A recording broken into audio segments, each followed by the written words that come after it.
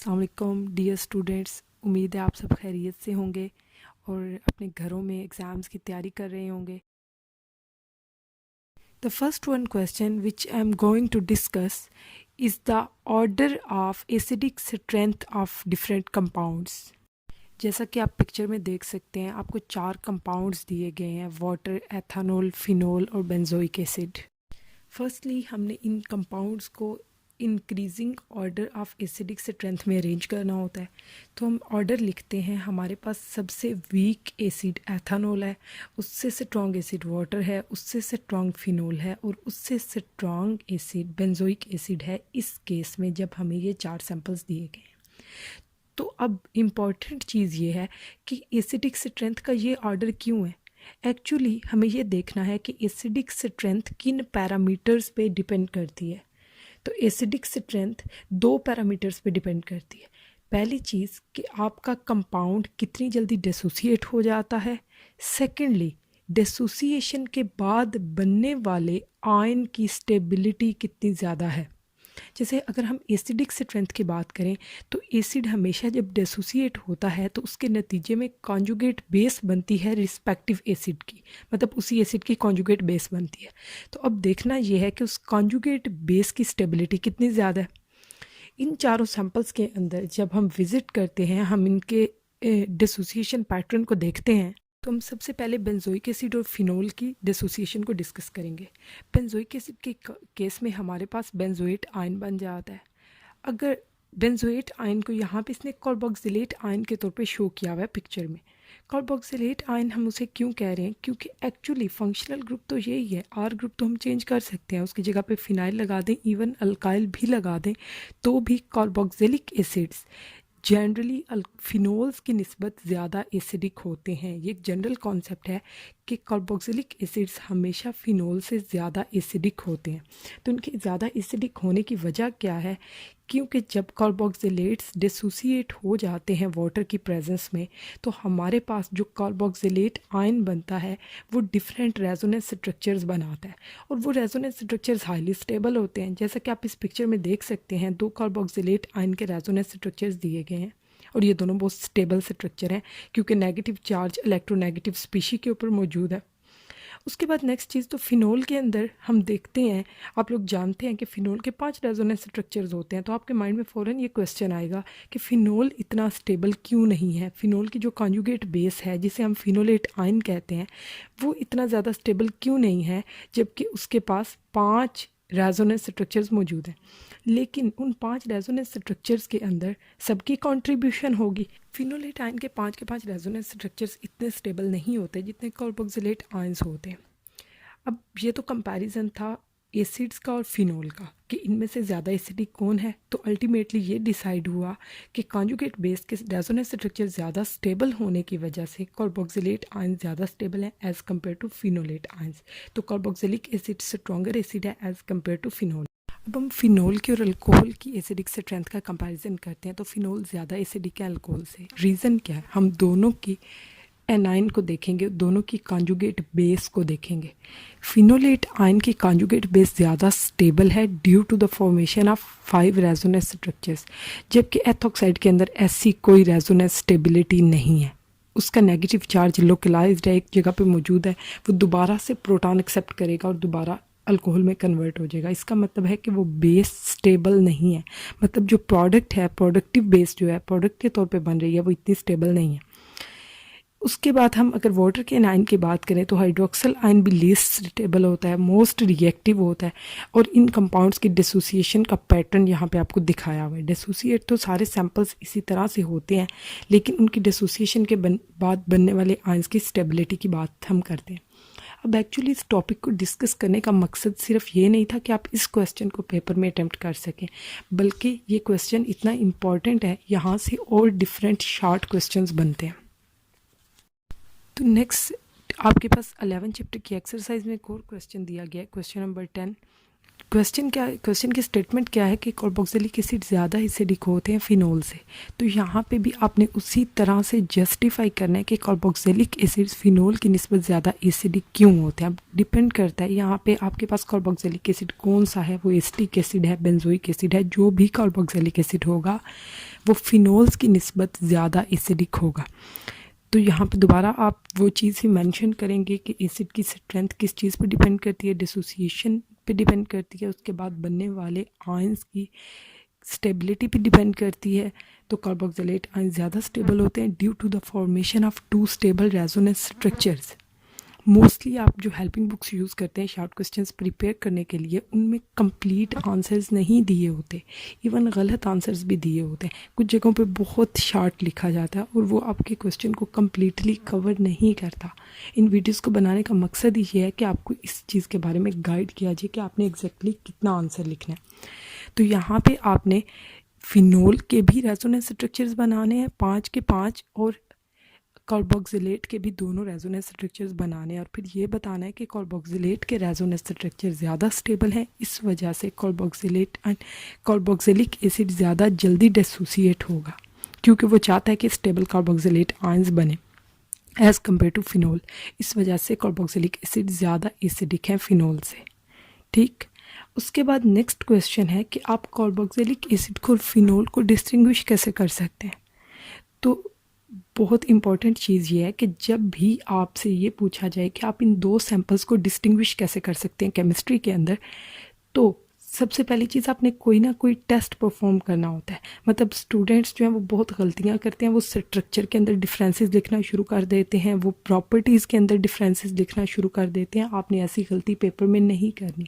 आपने carboxylic acid या phenol की प्रॉपर्टीज़ उसने नहीं पूछी आपसे, उसने ये नहीं कहा कि इन्हें प्रॉपर्टीज़ के लिहाज से सेपरेट करें, उसने ये नहीं कहा कि आप इनके स्ट्रक्चर के हवाले से इनमें डिफरेंस बताएं। उसने सवाल ये पूछा कि अगर आपके पास दो सैंपल्स हैं कार्बोक्सिलिक एसिड और फिनोल, तो आप उन्हें कैसे डिस्टिंग्विश कर सकते हैं। इसको अंडरस्टैंड करने के लिए आप अगर अपने प्रैक्टिकल्स के बारे में सोचें, आप साल्ट एनालिसिस करते हैं, वहाँ पे आपको डिफरेंट साल्ट्स दिए जाते हैं और आपने डिस्टिंग्विश करना होता है कि ये कौन सा साल्ट है, ये कौन सा साल्ट है, और उसके लिए आपने टेस्ट परफॉर्म करने होते हैं। तो फिनोल और कार्बोक्सिलिक एसिड को डिस्टिंग्विश करने के लिए आपने सोडियम बाइकार्बोनेट टेस्ट परफॉर्म करना होता है। अब कार्बोक्सिलिक एसिड का सोल्यूशन भी आपके पास मौजूद होता है और फिनोल का भी। अब दोनों सॉल्यूशंस के अंदर जब सोडियम बाइकार्बोनेट डाल देते हैं तो फिनोल तो सोडियम बाइकार्बोनेट के साथ रिएक्ट ही नहीं करता, जबकि कार्बोक्सिलिक एसिड फ़ौरन से रिएक्ट कर जाता है। और होता क्या है, सोडियम बाइकार्बोनेट जब कार्बोक्सिलिक एसिड से रिएक्ट करता है तो वहाँ पे कार्बन डाइऑक्साइड बनती है, साथ कार्बोक्सिलिक एसिड का सोडियम साल्ट बनता है।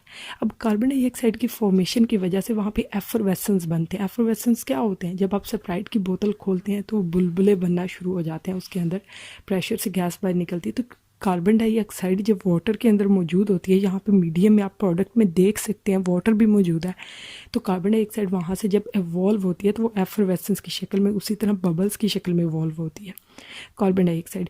और एक की पॉइंट वो ये है कि ये कार्बन डाइऑक्साइड कार्बोक्सिलिक एसिड से नहीं आ रही।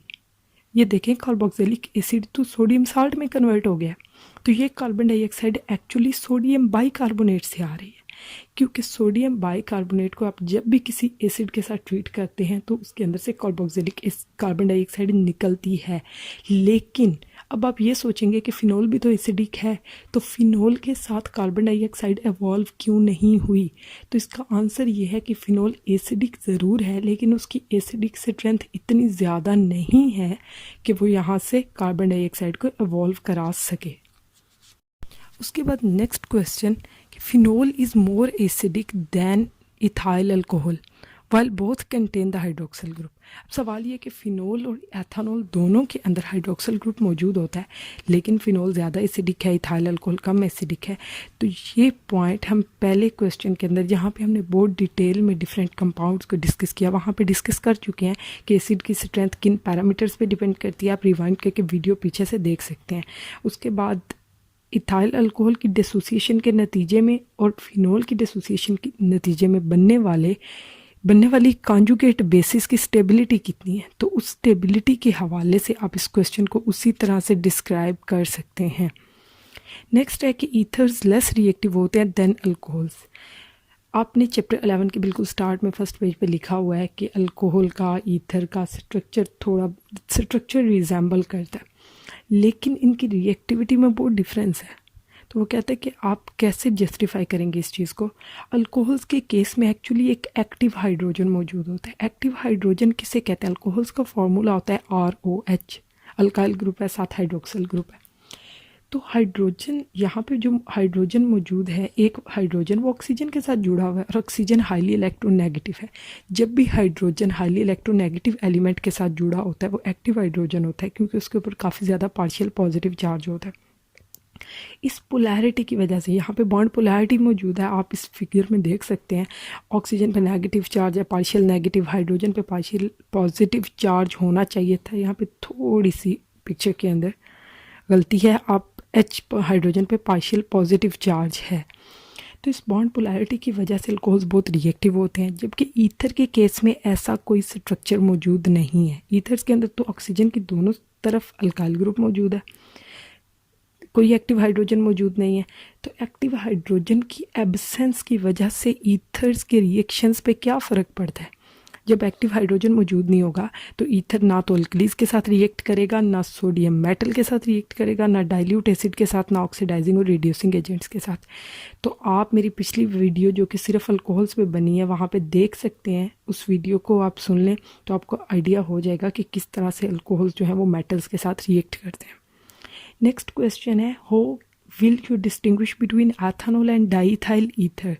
तो बेटा दोबारा वही बात कि जब आपको दो सैंपल्स को केमिस्ट्री के अंदर दो केमिकल्स को डिस्टिंग्विश करने के लिए कहा जाए तो आपने सबसे पहले क्या करना है, कोई ना कोई टेस्ट परफॉर्म करना है, उसे किसी ना किसी केमिकल से दोनों को रिएक्ट कराना है, तो फ़र्क आपको क्लियर पता चल जाएगा। ईथर्स जो हैं वो सोडियम मेटल के साथ रिएक्ट नहीं करते, अभी ऊपर वाले क्वेश्चन में भी हमने ये डिस्कशन की, और क्यों नहीं करते? Due to the absence of active hydrogen, जो कि ईथर के अंदर मौजूद नहीं है। ईथर के अंदर कोई ऐसा हाइड्रोजन नहीं है जो डायरेक्टली हाईली इलेक्ट्रोनेगेटिव एटम के साथ जुड़ा हो। ईथर के अंदर तो जितने भी हाइड्रोजन हैं वो तो कार्बन के साथ जुड़े हैं, और कार्बन इतना इलेक्ट्रोनेगेटिव होता नहीं है।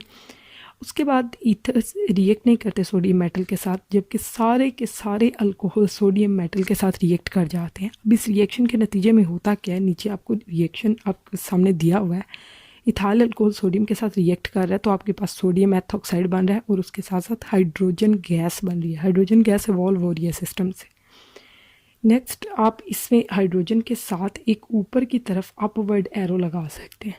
अपवर्ड एरो का मतलब ये होता है कि ये सैंपल गैस की शक्ल में मौजूद है और ये सिस्टम से इवॉल्व हो रहा है, खारिज हो रहा है, बाहर निकल रहा है। सेकेंडली, ईथर के साथ अगर आप सोडियम को रिएक्ट करवाते हैं तो कोई रिएक्शन ही नहीं होता। नेक्स्ट चीज़, अगर हम आयोडोफॉर्म टेस्ट परफॉर्म करें तब भी हम एथेनॉल को डाईइथाइल ईथर को डिस्टिंग्विश कर सकते हैं। उसके बाद नेक्स्ट क्वेश्चन है आपके पास कि आप इन दोबारा से क्वेश्चन ऐसा है कि आप इन सैम्पल्स को कैसे डिस्टिंग्विश कर सकते हैं। पीछे हमने अल्कोहल को और ईथर को डिस्टिंग्विश किया, उसके अलावा उससे पिछले लेक्चर के अंदर हमने मैथनॉल और एथेनॉल को भी डिस्टिंग्विश किया था। तो अभी हम यहाँ पे अल्कोहल और फिनोल को डिस्टिंग्विश करने जा रहे हैं। तो अल्कोहल और फिनोल को डिस्टिंग्विश करने का एक मेथड ये भी है कि आप अल्कोहल्स को और फिनोल को ब्रोमीन वाटर के साथ ट्रीट करें। जब आप ब्रोमीन वाटर के साथ ट्रीट करते हैं तो फिनोल तो ब्रोमीन वाटर के साथ रिएक्ट कर जाता है, और उसके नतीजे में आपके पास ट्राईब्रोमोफिनोल बनता है, TBP, जिसके वाइट प्रेसिपिटेट्स आप क्लियरली टेस्ट ट्यूब के अंदर देख सकते हैं। तो यहाँ से आपको अंदाज़ा हो जाता है कि यहाँ पे कोई रिएक्शन हो गया है, इसका मतलब है ब्रोमीन वाटर जो है वो रिएक्ट कर गया फिनोल के साथ, जबकि अल्कोहल के केस में ऐसा कोई रिएक्शन नहीं होता, मतलब अल्कोहल्स रिएक्ट नहीं करते ब्रोमीन वाटर के साथ। तो इस तरह से हम अल्कोहल को फिनोल को डिस्टिंग्विश कर सकते हैं। नेक्स्ट क्वेश्चन है हमारे पास, डिस्टिंक्शन टेस्ट, अल्कोहल्स को और ईथर्स को डिस्टिंग्विश करना है। अभी हमने एक सोडियम के साथ रिएक्शन पढ़ा कि सोडियम मेटल के साथ अल्कोहल्स रिएक्ट करेंगे लेकिन ईथर्स रिएक्ट नहीं करेंगे। अब हम नेक्स्ट रिएक्शन देखते हैं। अगर हम एसिड के साथ ट्रीट कराते हैं HCl के साथ in the presence of ZnCl2, तब अल्कोहल्स और ईथर को डिस्टिंग्विश करने के लिए भी ल्यूकोस टेस्ट यूज़ होता है। अगर हम अल्कोहल को ट्रीट करते हैं ल्यूकोस रिएजेंट के साथ HCl in the presence of anhydrous ZnCl2, तो हमारे पास अल्काइल क्लोराइड बन जाता है अल्कोहल्स के केस में। तो इसका मतलब है कि ये अल्कोहल्स ल्यूकोस टेस्ट देते हैं, जबकि ईथर्स ये रिएक्शन नहीं देते, ये टेस्ट नहीं देते। नेक्स्ट क्वेश्चन है कि मैथनॉल और एथेनॉल को आप कैसे डिस्टिंग्विश कर सकते हैं। तो वो फर्स्ट वीडियो आप मेरी देखें, उसमें एथेनॉल और मैथनॉल की डिस्टिंक्शन का टेस्ट दिया गया with full detail. Next question है, टर्शरी और प्राइमरी अल्कोहल्स को कैसे डिस्टिंग्विश करना है। तो इसकी सारी डिस्क्रिप्शन भी मौजूद है फर्स्ट वीडियो के अंदर, उसका लिंक डिस्क्रिप्शन में दे दिया जाएगा। Thank you so much for watching this video. और उसके बाद आप लोगों को अगर अच्छी लगे ये वीडियो तो इसे लाइक करें, शेयर करें और कमेंट में अपनी राय भी ज़रूर दें। अल्लाह ब्लेस यू। अपना बहुत सा ख्याल रखिएगा। अल्लाह हाफिज़।